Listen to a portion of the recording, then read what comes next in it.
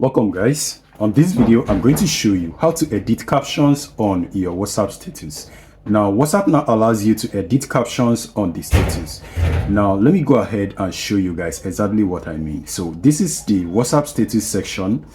So I have an existing status already. I can edit this caption right there. The text that is written below is actually the caption. So you notice the pencil icon next to it. When you click on it, you can actually edit it and change this to anything you want. So you can send and then it is going to be published. Now, apart from editing the caption, now let me go ahead and make a new post so that you can actually understand what I mean by editing the caption. I'm just going to choose this and then send. That post has been sent. Now you notice I do not have any caption right here. It means I cannot edit it. Now let me go ahead and send something else. So assume I sent this one and then I put right and sent it.